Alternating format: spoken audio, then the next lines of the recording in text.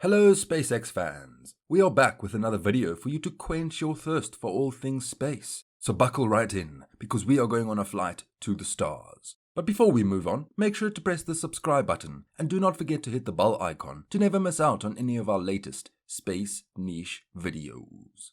In this video, we will be bringing you up to date with the recent developments in the crazy world of SpaceX. Back in the 1960s, the race was on between the United States and the USSR to see who could get to the moon first. That high-stakes competition ushered in a new era of space exploration, featuring incredible levels of ingenuity, creativity, and scientific mastery. Now, decades later, we are on the verge of yet another space race. The race to build a satellite network capable of bringing the internet to the estimated 4.4 billion people currently living without access to the World Wide Web. After years of development within SpaceX, and after securing nearly $885.5 million in grant funds from the Federal Communications Commission at the end of 2020, Starlink picked up the pace in 2021. In January, after 3 years' worth of successful launches, the project had surpassed 1,000 satellites delivered into orbit.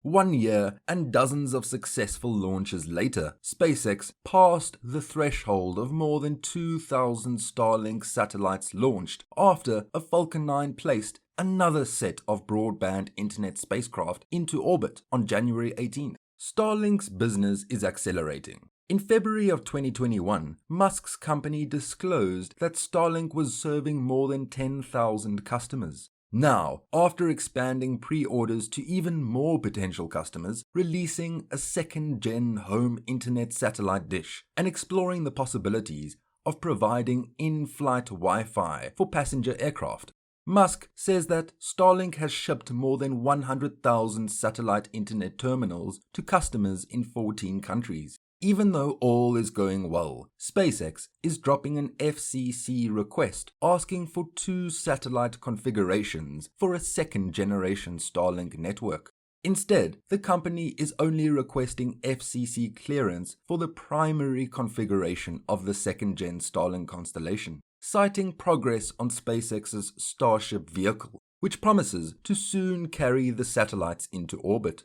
Much has changed in the intervening period, and SpaceX has exceeded its own expectations in the pace of developing both its Gen 2 satellites and its Starship launch vehicle.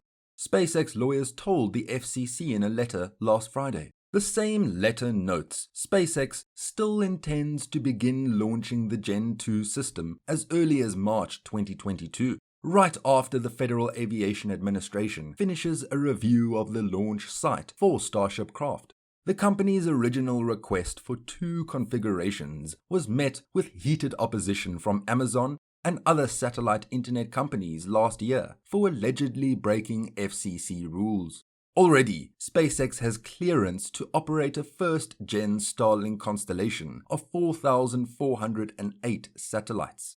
However, the company is also seeking regulatory approval for an even larger second-gen constellation that will span nearly 30,000 satellites. Originally, the company submitted 2 configurations for the 30,000 satellite network, which would take up a significant chunk of orbital space. But according to SpaceX, the second configuration was merely designed to act as a backup in the event that its Starship vehicle faced delays, which would force SpaceX to use its Falcon 9 rockets to send up the satellites.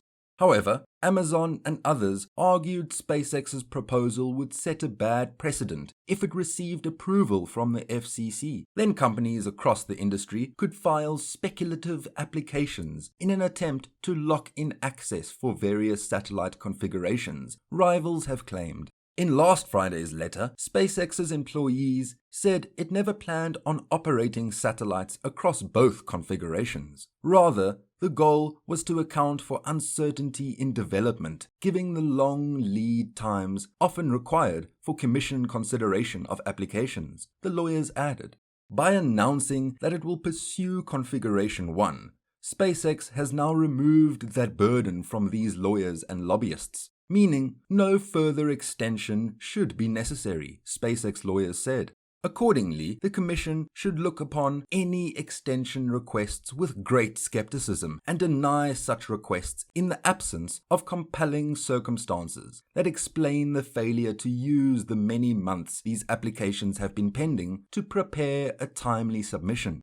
The second-generation Starlink network promises to help SpaceX supply high-speed broadband to even more customers at better quality. The company's letter to the FCC also notes existing Starlink customers will be able to receive service from either Starlink constellation. SpaceX's chosen configuration includes 29,988 satellites at altitudes ranging from 340 kilometers to 614 kilometers. The company's new filing also responded to questions the FCC sent SpaceX in a December 23 letter. When SpaceX was still seeking approval of the two-configuration approach, it told the FCC that Amazon was trying to delay competitors to compensate for Amazon's failure to make progress of its own. Amazon responded by telling the FCC that the conduct of SpaceX and other Musk-led companies makes their view plain.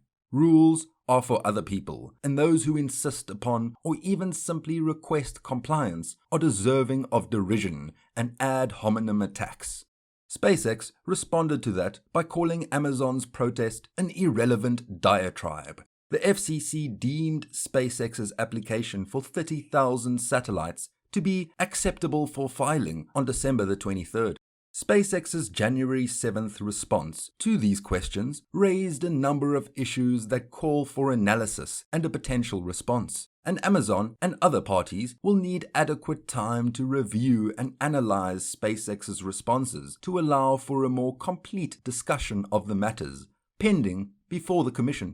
Amazon also said that evaluating a constellation of this unprecedented scale will involve complex and novel issues. Kuiper, which is Amazon's low Earth orbit satellite constellation project that will provide fast, affordable broadband to unserved and undeserved communities around the world, has FCC approval to launch 3,236 low Earth orbit satellites. But its current satellite launch schedule puts the Amazon project nearly 4 years behind Starlink.